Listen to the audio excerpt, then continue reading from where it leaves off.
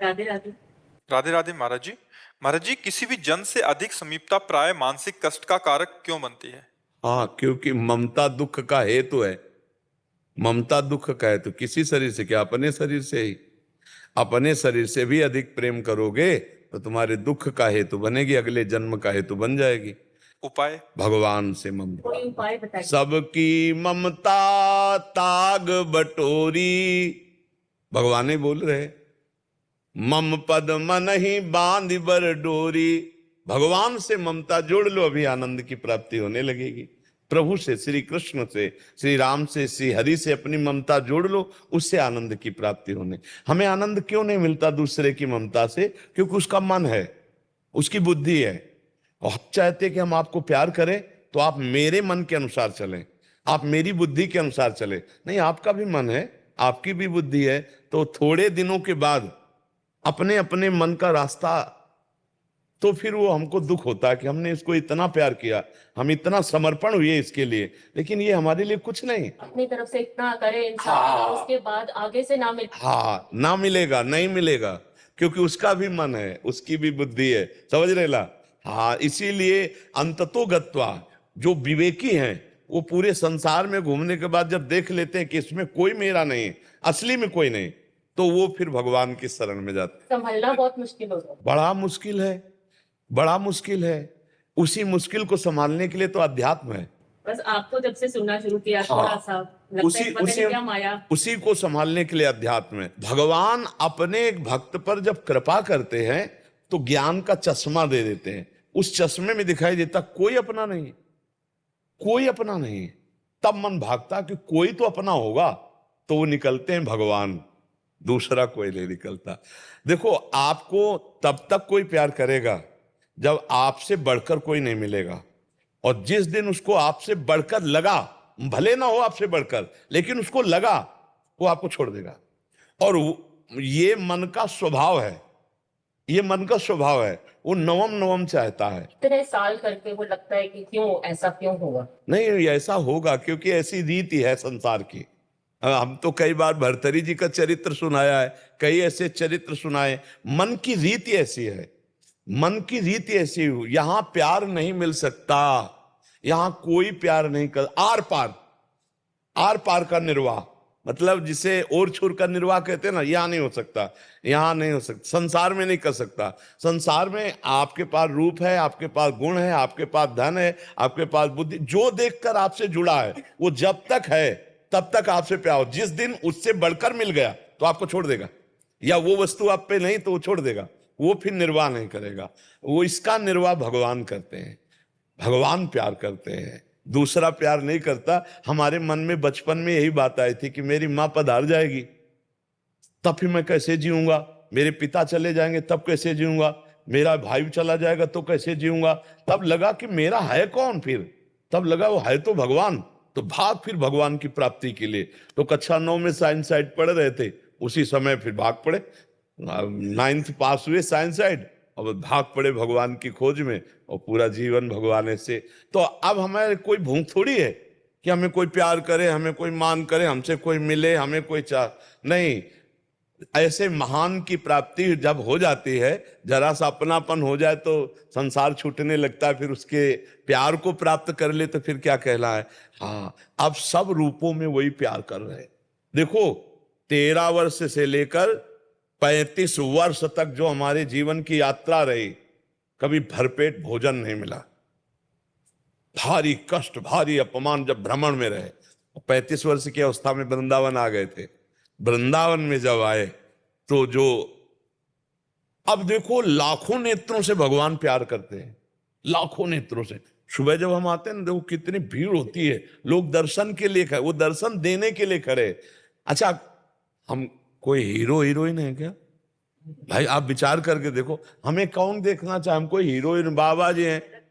नहीं, बाबा जी है ना, तो देखना क्या चाहते हैं? मेरे भगवान इतने रूपों में मुझे प्यार देने आते हैं। गुरुदेव, हमारा देखते प्यार ही आप है। हम ये देखते हैं ना कि इन सब रूपों में मेरे भगवान प्यार करने आते, जिसके लिए हम जिंदगी भर, तो वो आज हमको आखिरी में। अब जीव जब भगवान से प्यार करता है, अब देखो, मरने का भी डर नहीं, क्योंकि मर के मैं उन्हीं से मिलूंगा जिनके लिए जीवन भर भजा हूं, तड़पा हूं, चला हूं।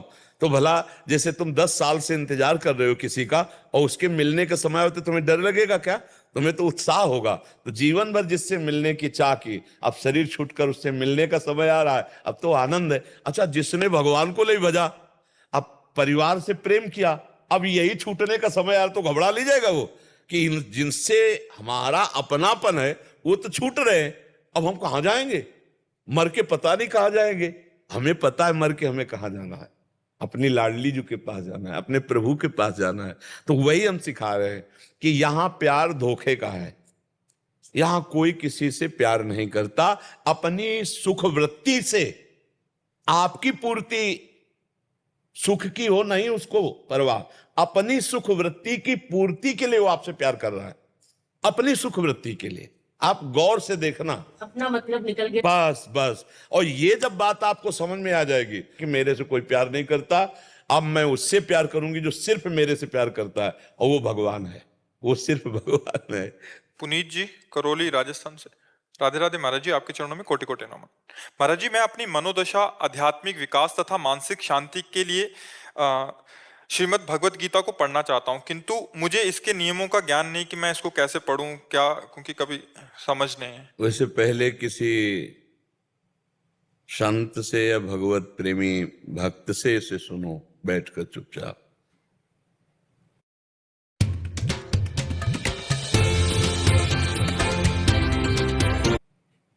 फिर स्वयं करोगे तो ज्यादा अनुभव होगा। आध्यात्मिक उन्नति के लिए, मन शांति के लिए प्रथम सुने भागवत भक्तमुख भगवत वाणी, भगवत वाणी गीता या भागवत, किसी भगवत प्रेमी महात्मा से सुने, ठीक है ना। अगर ऐसा अवसर नहीं मिल रहा तो पूज्य स्वामी श्री राम सुखदास जी द्वारा रचित बहुत सुंदर टीका की गई है, साधक संजीवनी नाम है उसका, वो खरीद लो और स्नान करके एकांत में पहले भगवान नाम जप करो और फिर पढ़ो अर्थ सहित। विस्तृत टीका है, फिर समझ में आ जाएगी। साधक संजीवनी टीका गीता प्रेस से मिल जाएगी, आप उसको खरीद लो। पूज्य स्वामी श्री राम सुखदास जी महाराज, नाम सुना होगा, नहीं सुना? हाँ, अभी नए जगत में आए हो तो नाम नहीं सुना। वो पधार चुके, अंतर ध्यान हो चुके, बड़े महापुरुष थे। गीता जी में ऐसी सुंदर टीका स्वामी जी महाराज ने की है, श्री स्वामी राम सुखदास जी ने, कि एक बार अगर ठीक से समझ कर पढ़ ले तो फिर और किसी टीका को पढ़ने की जरूरत ही नहीं पड़ेगी। बहुत सुंदर, विस्तृत, बढ़िया, आनंद में, मतलब जैसे नहीं कहते आनंद आ गया, रसोई चक्क बनी हो ना, तो जैसे कहते आनंद आ गया, ऐसे स्वामी जी महाराज ने जो गीता जी की टीका की है, बिल्कुल सरल भाषा में दिव्यता खोल के रख दी गीता जी की। तो पहले तो नाम जप करो और किसी संत महाभागवत के मुख से गीता सुनो, और फिर एकांत में जब मनन करोगे तो ज्यादा लाभ मिलेगा। और गीता मनन करने के लिए सबसे पहला नियम है कि श्री कृष्ण भगवान को अपना मान ले, अपना स्वामी मान ले, मित्र मान ले, गुरु मान ले, सर्वस्व मान ले। यहीं से गीता जी प्रारंभ होती है, शिष्यस्तेहम साधिमाम प्रपन्नम, मैं आपका शिष्य हूं, मैं आपकी शरण में हूं। यहीं से भगवान गीता प्रकट करते हैं अपने श्रीमुख से। तो हम गीता का आनंद तभी ले सकते हैं जब भगवान को अपना माने। हे कृष्ण, हे करुणामय, आप ही हमारे गुरु हो, आप ही हमारे मित्र हो, आप ही हमारे पिता हो, आप ही हमारे सर्वस्व हो। और फिर गीता जी पढ़े कृष्ण के हो के, तब वो गीता समझ में आएगी। और वो अपने आनंद के लिए, अध्यात्म उन्नति के लिए, दूसरों को उपदेश देने के लिए नहीं, अपने अध्यात्म उन्नति के लिए। तब फिर गीता जी रंग, गीता का रंग आ गया तो फिर वो जीवन मुक्त कर देती है, गीता जीवन मुक्त कर देती है। समझ पा रहे? नाम जप करो, अच्छे आचरण करो, ये गीता जी की योग्यता है। मान लो बाहरी स्नान करके बैठ गए, फिर क्या है? बाहरी स्नान क्या है? हम बाहरी स्नान का ज्यादा महत्व तो नहीं रखते बच्चा, ऐसा नहीं 3 बार स्नान करते हैं, पर बाहरी स्नान का महत्व नहीं। त्रिकाल स्नान करते बचपन से, बस बाहरी स्नान का महत्व नहीं रखते, क्योंकि पता है यही शौच भरी है, नहीं शौच लघु शंका यही तो भरी, मूत्राशय मलाशय यही है। अब जैसे एक बढ़िया रेशम की थैली हो और उसमें शौच भर दी जाए और ऊपर से पैक कर दी जाए, अब आप उसको बढ़िया जल से धो लो, और अगर जिसको पता है इसमें शौच भरी है तो वो छूना चाहेगा क्या? लगेगा ना पवित्र है यार, तुम बाहर से 100 बार धो दो, है तो शौचा ही। तो एक चमड़ी का भर खेल है, नहीं है मलाशय मूत्राशय है, तो क्या पवित्रता? पवित्रता मन की, मन की पवित्रता। तन की पवित्रता तो चाहे जितना धो लो अपवित्र ही बना रहेगा। मन की पवित्रता, मन कैसे पवित्र होता है?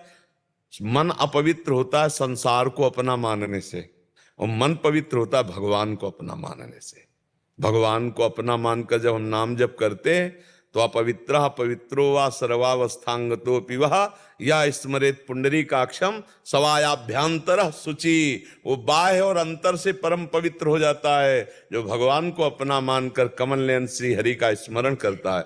तो भगवान को अपना मानकर उनका स्मरण करते हुए जब गीता पढ़ोगे तो भगवान समझा देंगे। सोई जाने जे देहु जनाए, जिसे भगवान अपना ज्ञान दे देते हैं वही सच्चा ज्ञानी होता है। ठीक है जी। पूजा गुप्ता जी दिल्ली से। हाँ जी। राधे राधे महाराज जी, आपके चरणों में कोटि कोटि नमन। महाराज जी, उड़िया बाबा महान ईश्वर प्राप्त संत थे, परंतु उनका महापरायण बहुत दुखद हुआ था। महाराज जी, इसके पीछे भगवान द्वारिकाधीश सर्वलोक महेश्वर परायण हो रहा है तो चरण में बाण संधान हो रहा है। जिन महापुरुषों ने अपने शरीर को पुराने कपड़े की तरह पहले से ही त्याग दिया है तो पूर्व जन्मों का, अनंत जन्मों का प्रारब्ध होता है। बाबा के आश्रम में ही रहते थे। किसका प्रश्न है? हाँ, बाबा के आश्रम में ही रहते थे। तो मोर छल करने के लिए आए, पहले मना कर दिया निज सेवकों ने। पता नहीं उसके दिमाग में कौन सा कर्म प्रेरित करके लाया कि ऐसे निर्मल महापुरुष के शरीर को, जहां कुंतलों मनो पुष्प चढ़े थे, वहां गड़ा से प्रहार। जिनका कभी स्वप्न में भी किसी के प्रति राग द्वेष हो ही नहीं सकता, वो तो सिद्ध महापुरुष, भगवत ब्रह्म स्वरूप ऐसे महापुरुष की। तो केवल उड़िया बाबा की नहीं, बहुत से ऐसे महापुरुषों की लीलाएं हुई। मग्नानंद सरस्वती जी महाराज सेनपुर के, हम काफी समय वहां रहे हैं गंगा के किनारे। तो एक संत आए तो गांजा वांजा पीते थे, तो अन्य संतों ने उनको विरोध किया कि ऐसे संत को, तो स्वामी जी ने, मग्नानंद सरस्वती जी ने उसे विशेष प्यार दिया। और जब उनके पास दूध लाया जाता तो उसके पास जरूर भिजवाते। सबने कहा बड़ा उपद्रव करता है, अपने मतलब साधकों के लिए बहुत हानिकारक है। तो जब उनसे शिकायत करते तो वो कहते नहीं, यहाँ सब कोई रह सकता है, ये प्रभु का आश्रम है तो सब कोई रह सकता है। एक दिन वो बाबा से कहा कि आपका यश सुनकर हमको बहुत जलन होती है, तो उनका मिटा लो, आपको जैसे जलन मिटाना। तो फरसा टाइप रखता था। 2 बजे रात के उठे मग्नानंद से 8-10 जगह उनको, और 8-10 शिष्य थे, सबको फरसे गायब हो गए। देखो, भगवान की 3 प्रकार की लीला है, सृजन, पालन और संहार। वो अपने आप से अपने आप का सृजन करते हैं, अपने आप से अपने आप का पालन करते हैं, और अपने आप से अपने आप का लय कर लेते हैं।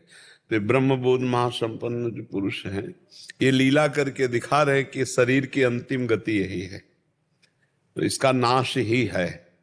कुछ हमको उस पर ज्यादा नहीं जाना चाहिए। हमें देखना चाहिए जीवित अवस्था में हमारे द्वारा परम पवित्र आचरण हो, भगवत चिंतन हो।